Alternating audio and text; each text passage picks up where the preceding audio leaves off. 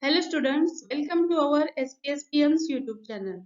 Myself Srimati Pawar MY, Assistant Teacher from Shravanlal Modi Vidyalaya. Today we are going to study 10th Standard, Subject English, Topic Name 1.5, His First Flight, Part First. Part First 1.5, His First Flight. Let's see the introduction of this lesson. This lesson by Limo Flaherty is an inspirational the parables about overcoming fears and relationships that however long the journey is the first step is difficult but the most important one. These lessons gives everyone's inspirations who is afraid to do any difficult task for the first times in their lives. For the students also it is important not to be afraid of doing anything new. Learn it, try it and be successful. His first flight. The young seagull was alone on his ledge. His two brothers and his sister had already flown away the day before. He had been afraid to fly with them. Somehow, when he had taken a little run forward to the brinks of the ledge and attempt to flap his wings, he became afraid. The great expanse of sea stretched down beneath, and it was such a long way down, miles down, he felt certain that his wings. His first flight म्हणजे त्याची पहिली भरारी. ही जी कथा आहे ही एका छोट्या समुद्र पक्षाची आहे आणि तो समुद्र पक्षी खडकाच्या टोकावर एकटाच बसला होता. आदल्याच दिवशी त्याचे दोघे बहीण भाऊ दूर उडून गेले होते. मात्र त्यांच्याबरोबर उडत जाण्याची या छोट्या समुद्र पक्षाला भीती वाटत होती. खडकाच्या टोकापर्यंत पुढे पळत जाऊन पंख फडकवत त्यांनी प्रयत्नही करून पाहिला होता. परंतु का कुणास ठाऊक तो घाबरून गेला होता. खाली अथांग पसरलेला समुद्र होता आणि समोर मैलोनमैलो दूर जाणारा मार्ग त्याला दिसत होता.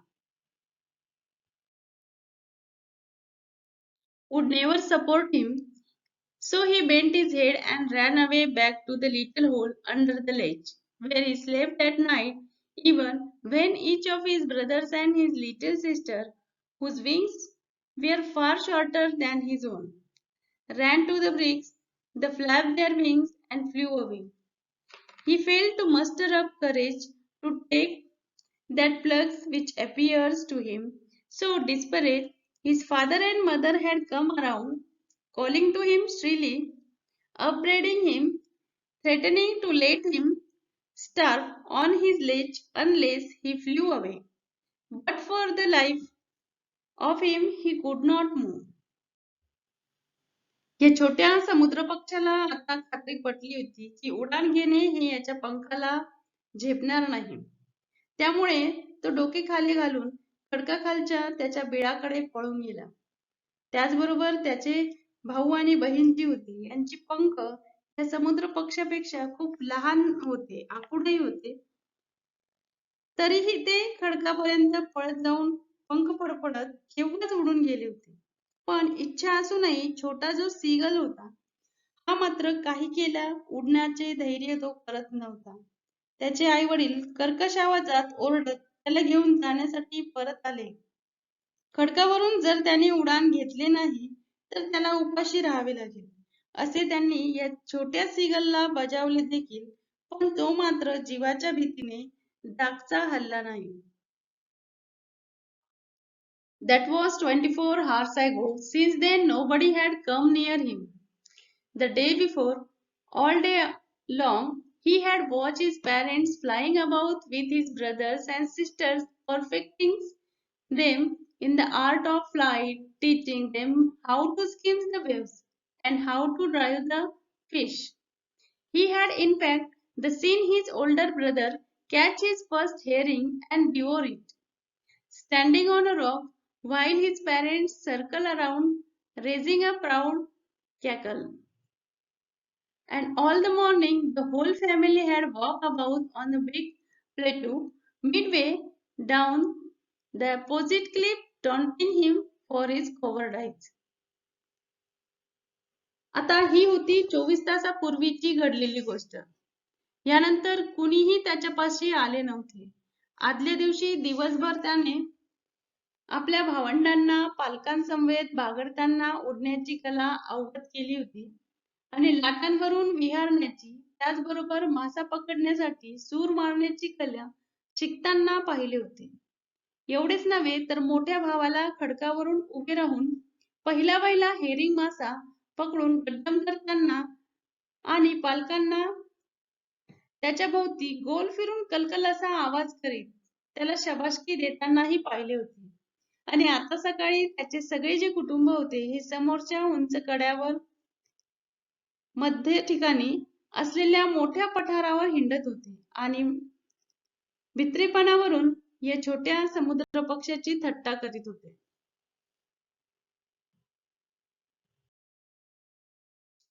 The sun was now ascending the sky. The blazings on his legs that faced the south. He felt the heat because he had not eaten since the previous nightfall. सूर्य जसा जसा वर येऊ लागला तसे दक्षिणेकडील तोंड असलेला त्याचा खडक प्रकाशाने उजळून निघाला. त्याला ही उष्णता जास्तच जाणवू लागली होती, कारण आदल्या दिवशीपासून त्याने काहीच खाल्ले नव्हते.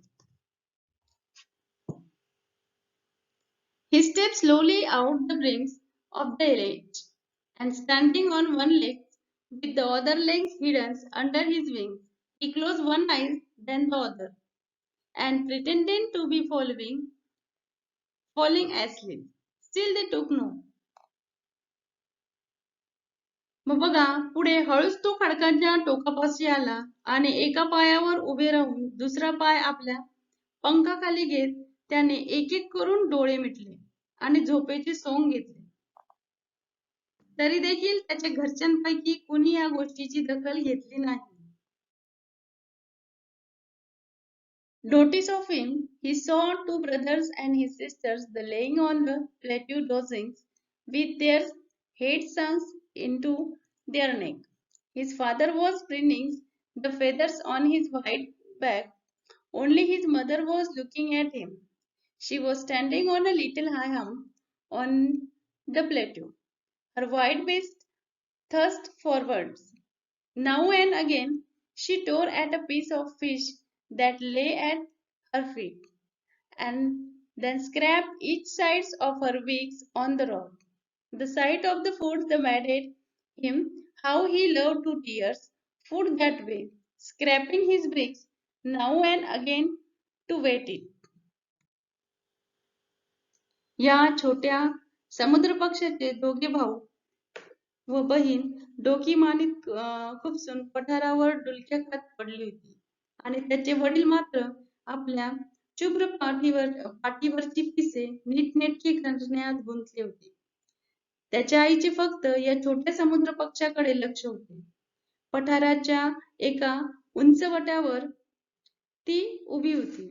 पुन्हा पुन्हा पायाशी पडलेला माशाचा तुकडा ती फाडायची आणि मग आपली चोच सर्व बाजूने खडकावरती टाचल्यासारखी करायची. हे अन्न पाहून तो खुळवायचा.